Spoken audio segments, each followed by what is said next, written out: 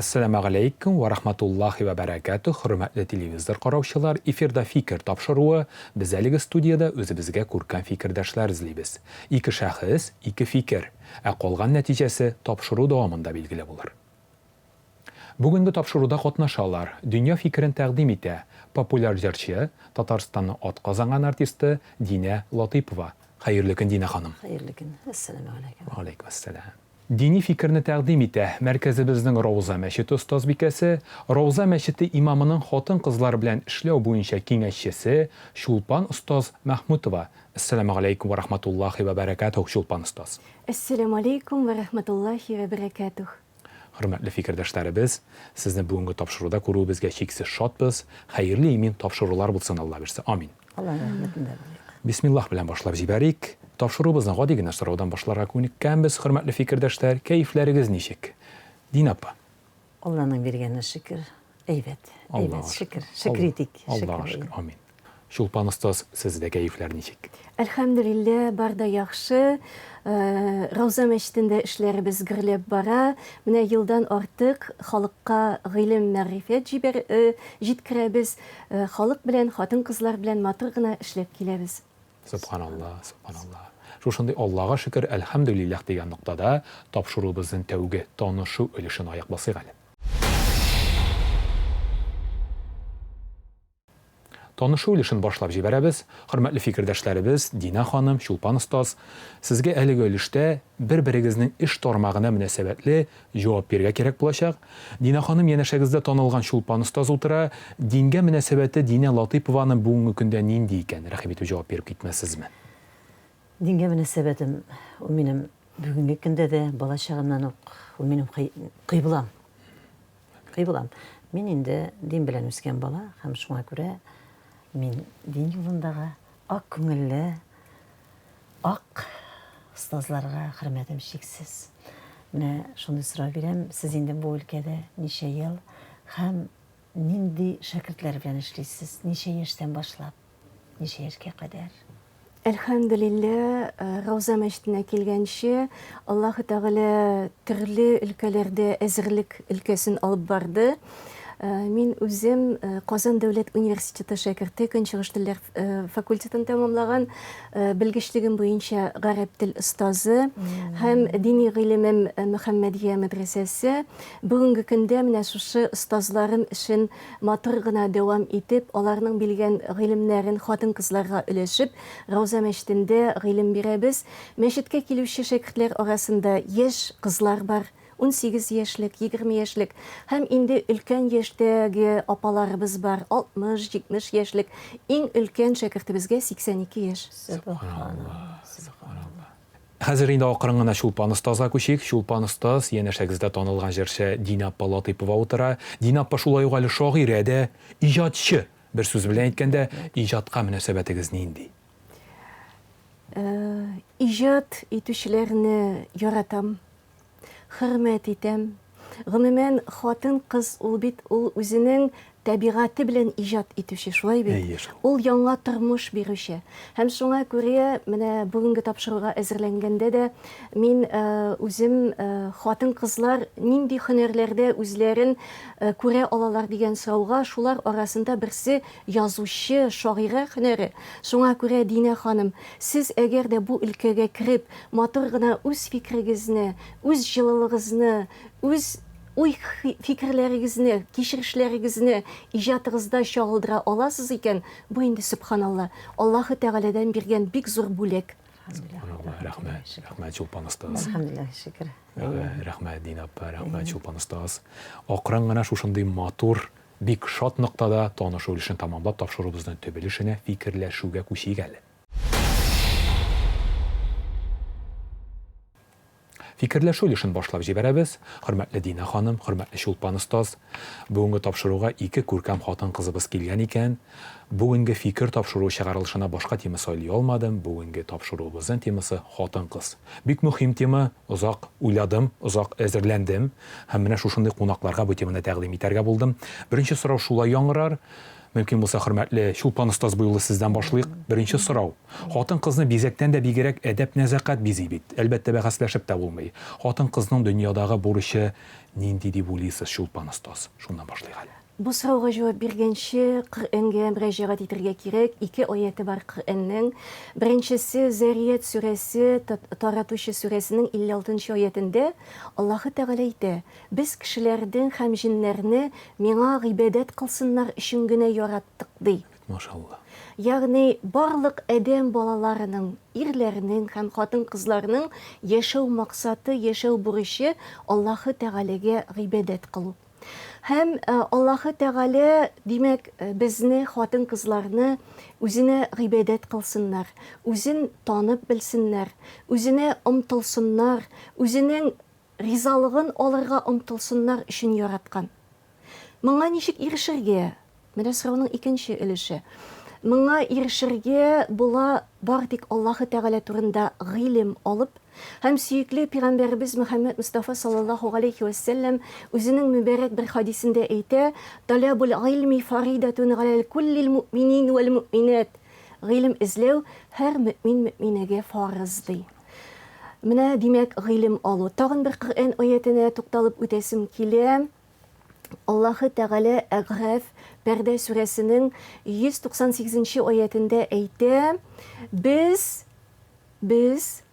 хатын-кыз, без аларны бер җаннан яраттык ди. Һәм хатын-кызны ир-аттан яраттык, ул анда тынычлык тапсын өчен ди. Ягъни хатын-кызның яшәү, тагын бер яшәү максаты Аллаһның янәшәсендә ир-атлар тынычлык табырга тиеш икән. Ләкин үзеңнең янәшәңдәге ир-атка тынычлык бирү өчен хатын-кыз үзе нинди булырга тиеш? Дина ханым, үзе тыныч булырга тиеш, шулай бит?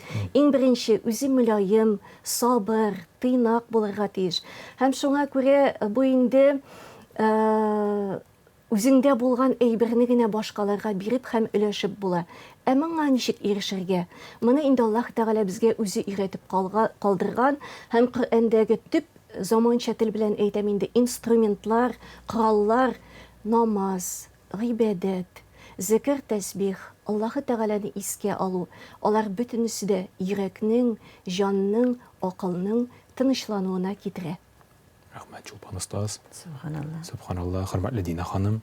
Сезгә шундый сорау булыр. Яхшы кием туй дәүләте, яхшы хатын өй дәүләте ди халкыбызның мәкале. Хатын-кыз өйдә, гаилә эчендә кем һәм нинди булырга тиеш? Сез инде моны бик яхшы беләсез. Рәхмәт, җавап биреп битмәссезме? Беләсезме, хатын-кыз дигәч, минем күз алдыма тәрәс төбендә зур гына бүрек чәчәк атып утырган ярангөл күз алдына килеп баса. Гел качан чәчәк ата, кояш якты төшкәндә, вакытында су сипкәндә, тәрбияләгәндә, һәм менә шушы яктылыкка чумган вакытында. Шуңа күрә хатын-кыздан яхшылайдыр дип уйлыйм. Ул яктылыкка омтылучы һәм үзе дә матурлык таратучы. Рәхмәт, Дина апа. Хөрмәтле фикердәшләребез, икегезгә дә шундый сорау булыр. Хатын-кыз киңәше ханга да ярый ди. Хатын-кызга хәләл җифет, әни, килен, дус, эшче рольләрен ничек уңышлы берләштерергә рольләре гаять күп. Тормышта шундан башлыйк. Моның үз сере бармы? Дина ханым, сездән башлыйк бу юлы мөмкин булса. Үз сере. Тәүге чиратта сабырлыктыр инде ул хатын-кызны иң беренче бизи торган сыйфат тормышта сабырлык. Һәм инде ул әлбәттә кичкенәдән алган әхлак тәрбиясе дә шул ук вакытта, аннан соң тормыштагы тәҗрибәдә алар барысы да бергә берләшә. Һәм менә шушы теләгән максатыңа алып килә инде. Сабырлык. Тәүге чиратта хатын-кызда сабырлык булырга тиеш. Рәхмәт, Дина ханым. Хөрмәтле абыстай, хатын-кыз киңәше ханга ярый ди. Сезгә дә сорауны кабатлыйм. Хатын-кызның рольләре гаять күп, ә аларны ничек уңышлы берләштерергә моның сере бармы? Рәхмәт, җавап бирегез. Чыннан да тормышта хатын-кыз хәләл җифет, сердәш, дус, әни, кайнана, дәү әни рольләрен башкара. Менә буларны бөтенесен ничек уңышлы башкарырга, берләштерергә. Чыннан да моның сере бар. Ильяс әфәнде, һәм хатын-кызның тормышта гаять зур, мөһим тагын бер вазифасы бар. Ул хатын-кыз ул Аллаһы Тәгаләнең кулы. Менә Аллаһы Тәгаләнең кулы дигән вазифасын, сөекле яраткан бәндәсе дигән вазифасын хатын-кыз уңышлы алып бара икән, Аллаһы Тәгалә аңа башка вазифаларны үтәргә ярдәм итә. Чөнки сөекле пәйгамбәрбез Мөхәммәд Мустафа саллаллаһу алейхи ва саллям үзенең мөбарәк бер хадисендә әйтә: "Бәндәм миңа атлап килсә, мин аның каршына йөгереп килермен" ди. Ягъни менә бу башка рольләрне башкарырга кирәк булган. Менә Динә ханым бик дөрес әйтте: сабырлык, түземлек, уңганлык, булганлык, гыйлем бу сыйфатларны Аллаһы Тәгалә үзе сөйгән бәндәсенә бирә. Рәхмәт, Чулпан остаз. Дина ханым, дәүләт байлык, дус иш аркасында, яхшы исем хатын аркасында, хатын кызга эш белән гаилә киңлекләре ничек дөрес бүләргә, әле бит эш тә бар. Эш беренче урынга чыккан шакларда нинди киңәш ишетергә хатын кызга? Менә мин Чулпан остазның әйткән фикерләренә бик сокланып карыйм әле. Әйе, Машалла. Аллаһы Тәгалә яраткан бәндәм кылым дигән. Менә шуңа күрә инде нишлисең? Хатын-кызга шундай вазифалар бирелгән икән, аның барсында хатын-кыз тартырга тиеш. Әмма ләкин шуны да онытмаска кирәк, бу инде дөньяви тормышка кагыла. Хатын-кызга менә шушы йөкне бергә тартып барасы җиңелрәк, әгәр дә ул утырткан тормыш арбасын әле алдан тагын бер тартып баручы зат ир-ат булса. Менә бу вакытта бик җиңел хатын-кызга. Ул тормышны да, эшне дә, балалар үстерүне дә җиңелрәк алып бара. Ләкин инде эш, дәүләт эше беренче планга чыга икән. Булар бит икесе дә менә параллель бара. Кул-кулны берләштергән кебек. Чөнки тормышта, дәүләт эшендә син эшләмисең икән, акча тапмыйсың икән, синең тормышың артка кала.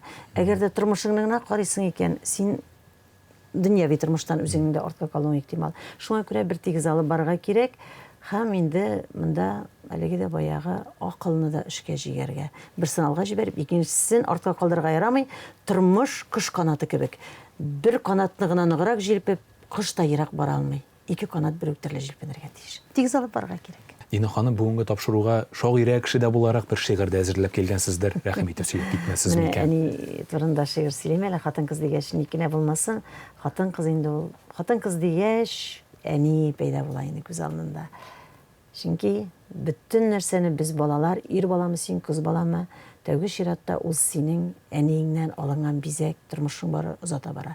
Әниләр алар әти-әни безнең өчен элегә. Шуңа күрә әниләргә багышлыйм әле үзем язган шигыремне. Төшләремдә сине күрдем әни. Иркәләдең мине, назладың. Балам дип кыстың күкрәгеңә. Йомшак итеп минем чәчләремнән сыйпадың. Аннан соң сүзсез тынып калдың. Ничек дип балам? Әйт әле, балам, тормышың. Бәхетлеме кызым син җир йөзендә? Үкенерлек түгелме язмышың? Әни, мин бәхетле әни, бик бәхетле. Бәхетлерәк миннән кем дә юк. Тик шулай да әни, синдән башка. Тормышымда, ямда, нуры да юк. Сине чакырып, сыздым кулларымны. Син нишләптер миңа дәшмәдең? Шул чагында кинәт нидер булды? Тамды синең кайнар яшьләрең. Шүәнкәем, түкмә яшьләреңне. Мин бит балаң, әнкәй синеке. Ә син үзең, газиз әнием, минем ишетәсеңме? Минеке тик, бары минеке. Рәхмәт, Дина ханым. Чулпан остаз, ничек әниләр турында шигырь? Субханалла. Ихлас күңелдән язылган юллар һәм йөрәктән чыккан, йөрәккә барып җитә, йөрәктән чыккан хисләр. Рәхмәт. Субханалла, Дина ханым. Рәхмәт. Әниләребезгә дуа булып барсын, рәхмәт. Хөрмәтле Чулпан остаз, хатын-кызга эш белән гаилә киңлекләре ничек дөрес бүләргә? Эш беренче урынга чыккан шакларда нинди киңәш ишетергә, дини фикерне дә тыңлап китик әле, рәхим итегез. Бу очракта иң әүвәл, иң беренче мин игътибар итер идем, менә безне тыңлаучы әти-әниләргә кызларга һөнәр сайлау буенча. Хатын-кызга һөнәр сайлаганда, бу һөнәр ул хатын-кызның табигатенә каршы килергә тиеш түгел. Киресенчә, шәхес буларак, хатын-кыз буларак, менә Динә ханымны ничек ачып җибәргән аның һөнәре, нәкъ башка һөнәрләрдә хатын-кызны балкытырга тиеш. Бу нинди һөнәрләр? Бу тәрбия өлкәсе. гыйлем, укыту, сәламәтлек саклау, гинекология, акушерство, дизайн, психология, матурлык сферасы. Менә бу өлкәләрдә эшләгәндә хатын кызга бу өлкәләрдә ул шәхес буларак тагын да ачыла. Бу беренче мәсьәлә. Икенче мәсьәлә, хатын кыз эш урынында хезмәттәшләре белән аралашканда, үз-үзен тотышында, киемендә хатын кыз икәнен онытмаска тиеш. Бу инде менә минем тәкъдимем бар. Бер атна буе офиска килгәндә, кемнәр дөньяви кешеләр карый тапшыруны, кием кигәндә күлмәк һәм итәкләр генә киеп карагыз әле. Үз-үзегезне тотышыгыз үзгәрәчәк. Бу чыннан да шулай. Һәм сез өйгә кайтканда инде ниндидер авырлыктан түгел, ә менә җиңеләеп, ниндидер бурыч эшләп кайткан кебек буласыз. Һәм тагын бер мәсьәлә, бу яраткан җиреңдә эшләү. Үзеңнең эшеңә ярату хисе өстәү. Һәр һөнәрне иҗатка күтәреп була бит, шулай бит.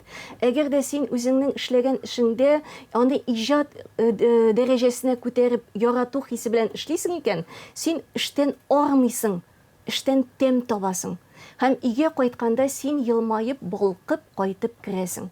Бу инде нур өстенә нур була. Димәк, син эштә дә бәхетле, һәм кайткач өеңдә дә бәхет алып кайтасың өеңә. Ә инде кайбер очраклар була, эш беренче планга чыга. Һәм эш менә бизнес, сәүдә, җитәкчелек итү кебек иратларга хас сфераларда хатын-кызларыбыз эшли. Бу өлкәдә мин киңәш итер идем, янәшәгездә гаилә тормышында әни буларак, сердәш буларак, йөрәгендә ярату хисе алып барган ханымнар, иптәшләр, сердәшчеләр булдырыгыз. Һәм әгәр дә алар мөслимә булса, бу инде нур өстенә нур була.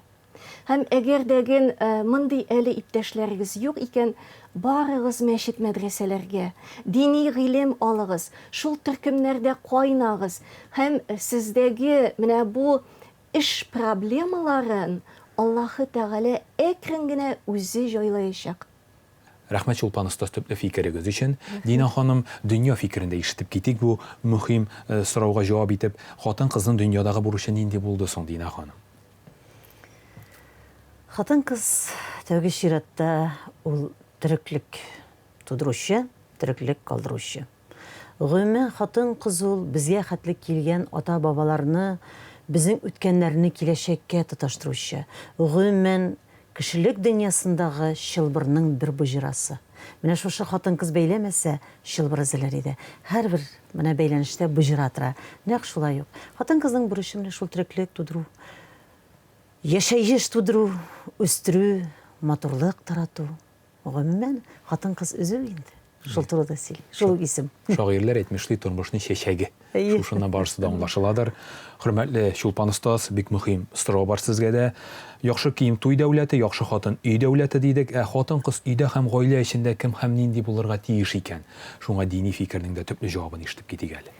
Сөйкле пәйгамбәрбез Мөхәммәд Мустафа саллаллаһу алейхи ва сәлләмнең мөбарәк бер хадисендә ул әйтә, хатын-кыз 5 вакыт намазын укыса, Рамазан аенда ураза тотса һәм намусын сакласа, иренә итагать итсә, ул җәннәтле ди. Барлык мөслимәләрнең максаты җәннәтле булу һәм беренче 3 пункт аңлашыла. Менә мин шәкертләремә сөйләгәндә, алар көлеп җибәрәләр. Менә бу иргә итагать итү дигән җиренә килеп җиткәч, иң авыр пункт ни өчен без ирләргә итагать итәргә, ягъни аның сүзеннән чыкмаска, аның сүзе белән яшәргә тиеш. Аллаһы Тәгалә Бакара сүрәсенең 228 аятында әйтә, Аллаһ ирләрнең дәрәҗәсен хатын-кызлар дәрәҗәсенә караганда өстенрәк кылды ди. Ниса сүрәсенең 34 аятында әйтә, ирләр акылда һәм куәттә өстенрәк ди. Менә ирләрнең акылда һәм куәттә үстен икәнен, Аллаһы Тәгалә алдында дәрәҗәсе үстен икәнен дәлилләп, нинди дәлилләр китерергә мөмкин? Әйдәгез карыйк әле. Пәйгамбәрләр арасында бер хатын-кыз да юк, шулай бит, ирләр. Һәм бүгенге җәмгыятебездәге дини вазгыятьне алсак, рухи тормышны әйдәп баралар хәзрәтләребез. Мәчет мәдрәсә остазлары әйдәп баралар, алдан баралар, шулай бит. Менә хатын-кыз әгәр дә иратларның әйдәп баручы, алдан баручы позициясын тормышта аңласа, ул бәхетле хатын-кыз. Hörmətli fikirdaşlarыбыз, fikirləşu өлешенең финал сорауына да килеп җиттек. Аны Хади Такташ шигыренең юллары белән башлап җибәрәсем килә. Ана бөек исем. Нәрсә җитә ана булуга? Хатыннарның бөтен матурлыгы, бөтен күрке ана булуда. Сез ничек уйлыйсыз, хөрмәтле фикердәшләр, кунакларыбыз, хатын-кызның матурлыгы нәрсәдә соң? Динә ханым, сездән башлап җибәргән. Сүздә юк. Әйткәнемчә, хатын-кызның матурлыгы ана булуда, ләкин кай чагында язмыш таләпләре башкача да килеп чыга. Бөтен хатын-кыз ана да булып бетә алмый. Хатын-кызның бөтен бөеклеге хатын-кыз булып калуда. Мин шулай дип әйтәм. Хатын-кыз булып калуда. Хатын-кыз исем астына инде алдан әйтеп үткәнемчә, анда бик күп нәрсәләр керә. Ул тәрәс төбендәге гөл. Тәрәс төбендәге гөлне шул матур чагыштыру кирде. Шагыйрә кеше буларак Дин апа.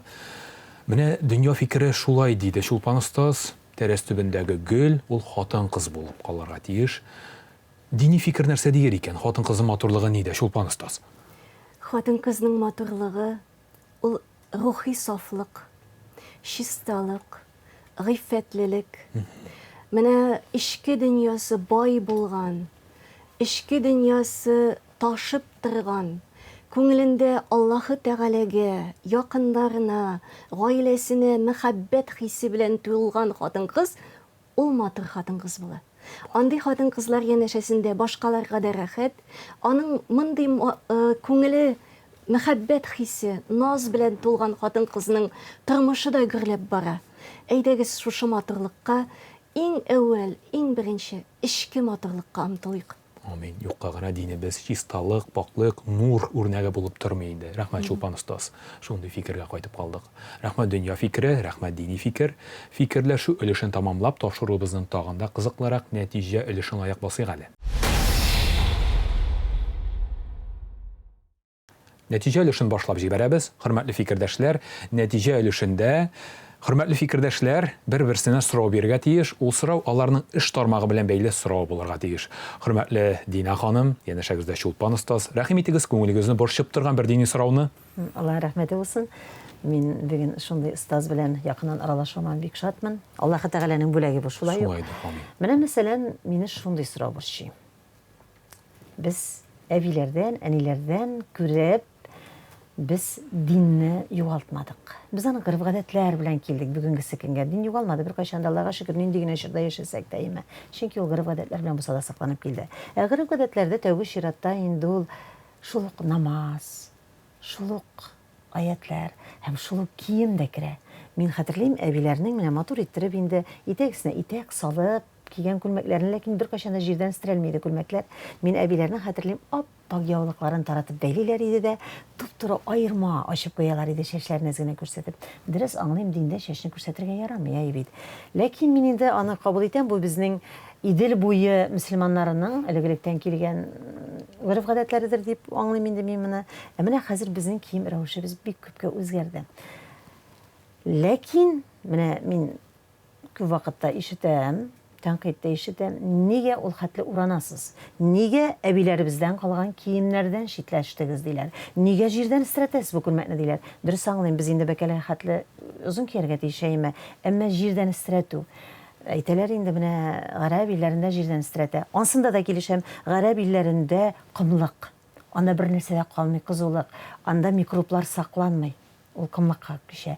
Бездә бит кара туфракта менә теге сулы дымлылыгы яшәп торган һава шартлары булганда микробларга таралу мөмкинчелеге бик күп. Шуңа күрә без җирдән күлмәкне истрәтеп, шул күлмәк белән игә кереп, шушы күлмәк белән намазлыкка басу мәслихәт дип уйлыйсызмы? Динә ханым, сорауыгыз өчен бик зур рәхмәт. Бу сорау турында абыстайлар җыелган җирдә киңәшләшәбез, фикер алышабыз. Чыннан да беләсезме, 90-нчы елларда менә дин килеп кергәч, кире кайтарылды бит, әлхәмдүлилләh. 70 еллык өзеклек булды. 70 еллык өзеклек булды һәм безнең әлхәмдүлилләh сез күргәнсез әбиләрне. Мин әлхәмдүлилләh күрдем үземнең әбиемнең абыстайның ничек гамәл гыйбадәт кылуын, кигән киемнәрен күрдек. Кемдер күрмәгәндер дә бәлки, име? Чыннан да кайвакыт тәнкыйть өлкәсенә дә эләгә, дин өлкәсендәге ханымнар.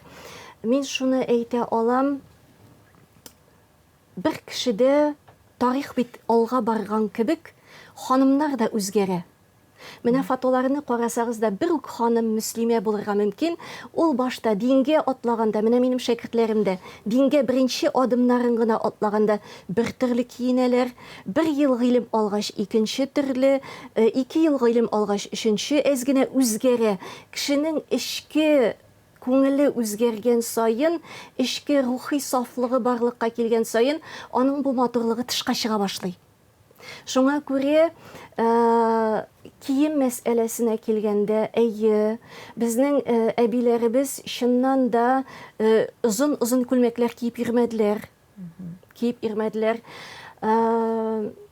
Хәзердә без үзебезнең Рауза мәчетендә үзебезнең гореф-гадәтләребезне сакларга тырышабыз. Шәкертләребезгә шушыны аңлатырга тырышабыз. Милли рухта, саф ана телендә гыйлем һәм тәрбия бирергә тырышабыз. Һәм кием традицияларында дөрес итеп, үзебезнең миллилектән чыгып, аңлатып, өйрәтергә тырышабыз. Һәм менә сезнең бүгенге тапшыруга да мин үзем бик яратам. Менә шушы үзебезнең, менә бу әле моннан 20-30 еллар элек мондый шарфлар юк иде. Үзебезнең татар рухында, татар орнаментлары, бизәкләре, мондый шарфлар гарәп илләрендә юк, хаҗда булырга туры килде. Моны эзлисең, мондыйлар юк, Динә ханым. Әлхәмдүлилләh. Һәм мин өметләнәм, хыялланам, бездә шушындый татар матур бизәкле күлмәкләр дә, шигүләр белән әбиләребез кия торган бала итәкле брендлы күлмәкләр дә булыр. Әгәр дә алар, бу дизайнерларыбызга заказ, әгәр дә алар була икән, остазлар буларак иң әүвәл үзебез киергә без аларны әзер. Allah birse. Şitiklер белән. Безнең бит аяклар күрмәячәк бу нәрсә. Şitiklер белән шундый күлмәләр. Насыйп булсын барыбызда гадәшләр йөрергә. Тормыш бер урында тормый, тормыш алга таба бара. Һәм үзебезнең миллилек, милли үзенчәлек менә бу шарфларда чагылган кебек, үзебезнең киемнәребездә, күлмәкләребездә дә һәм әлхәмдүлилләh бу юнәлештә изүләр барлыкка килде. Сизәсездер бит, име? Шулай бит, матур-матур шигелгән алъяпкычлар киючеләр бар авыл җирлегендә. Шуңа күрә үзебезнең миллилекне, үзебезнең моңыбызны, үзебезнең татарлыкны саклау бу безнең динебез, дин өлкәсендә эшләүчеләрнең дә вазифасы. Аллаһ насыйп етсен. Динә ханым, җаваптан канәгатьмесез? Бик канәгатьмен, менә күңелемә шундый рәхәт булып китте. Шуннан да үзебезнең миллилегебездән дә бик ерак китмәсә иде. Рәхмәт Чулпан остаз җавабыгыз өчен. Хөрмәтле Чулпан остаз, танылган җырчы Динә Латыйповага нинди сорауыгыз бар? Рәхим итегез. Динә ханым, сезнең белән очрашуга килер алдыннан, сезнең белән якыннанрак танышу өчен контактта социаль челтәрләрегезгә, битегезгә кирдем. Һәм анда Рамазан айы буе сез матур-матур гына дуа үрнәкләре, матур гына намаз вакытлары биреп барасыз, име? Һәм ихлас күңелдән сезнең өчен сөендем. Менә ислам дине сезнең тормышыгызда нинди урын алып тора? Кызык сорау, Динә ханым. Яшәешем. Мин ике дөнья эшендә шушы ислам дине каршында рәхмәтлемен. Ул мине бәхетле итүче, ул мине яктылыкка күндерүче, бу тормышның нурын күрсәтүче һәм бу тормыш юлынан ислам белән үтәм икән, мин мәңгелек йортыма да Аллаһ бuyurса ислам белән күчермен. Һәм Аллаһ каршында насыйп булсын. Сорауларга тулы җавап бирергә. Иншалла. Аллаһ Тәгалә насыйп итсен. Җаваптан канәгатьмесез остаз? Әйе, бик канәгать, бик шатмын сезнең өчен. Рәхмәт Динә ханым җавабыгыз өчен. Аллаһ рәхмәтләрегез. Чулпан остаз, инде икегез дә шагыйрәләр икән. Динә ханымнан шигырь укыттык. Хәзер инде тапшыру ахырында сездән көтеп калабыз. Рәхим итегез, Чулпан остаз. Йөзең нурлы, күңелең чиста, и мөслимә, җаның тулы Коръән моңы, Коръән сүзе, мәхәббәтле вә сөйкемле, нәзакәтле, Раббыңның син сайлап алган гүзәл заты. И Müslüme, güzel hanım, гыйффәтлесен, хикмәтле дә, зыялы да, сабыр үзең. Раббың сине тәрбияләп, гыйлем бирде, дәрәҗәңне ул күтәреп, нурга төрде. Коръән укып сафландырасың җаныңны, намаз ныгытадыр рухың, иманыңны, елмаюым садака дип балкытасың, бар дөньяны, бар җиһанны, бар галәмне. Рамазанны көтеп аласың ел сайын, тәравихларда агадыр күз яшьләрең, нинди сафлык, нинди аклык синең җанда, гүзәл зат син, син Müslüme, син Müslüme. Рәхмәт, Чулпан Субханалла, остаз. субханалла. Дина ханым, бәягез нинди? Искиткеч шылхалы хатын кызга зур бәя бирелгән. Рәхмәт сезгә. Рәхмәт, Чулпан остаз. Рәхмәт, Дина ханым, бүгенге тапшырырга вакыт табып килгәнегез өчен. Матур фикерләрегез өчен аерым рәхмәт. Шушындый хәерле, имин, матур тапшырулар алга таба да насыйп булсын. Бүгенге тапшыруларыбызда нәкъ шундый булгандыр дип өметләнеп калам. Хәерле, имин тапшырулар булсын. Амин, Ходай. Амин. Хөрмәтле телевизор караучылар, сезгә дә бүгенге фикер тапшыруын караганыгыз өчен олы рәхмәтемне белдерәм һәм кабаттан бүгенге тапшыруда кемнәр катнашканын исегезгә төшереп узам. Дөнья фикерен тәкъдим итте популяр җырчы, танылган китаплар авторы, Татарстанны атказанган артисты Динә Латыйпова. Бәрәкәтле гомерләр насыйп булсын. Амин, шулай булсын. Дини фикерне тәкъдим итте мәркәзебезнең Рауза мәчете остазбикәсе, Рауза мәчете имамының хатын-кызлар белән эшләү буенча киңәшчесе Чулпан остаз Мәхмүтова. Барчабызга да имин көннәр, бәрәкәтле мул тормыш, Аллаһы Тәгаләнең ризалыгында булып яшәргә насыйп булсын. Амин, шулай булсын. Ә без сезнең белән киләсе очрашуларга кадәр дип сау булышабыз. Ассаламу алейкум ва рахматуллахи ва баракатух. Сау булыгыз.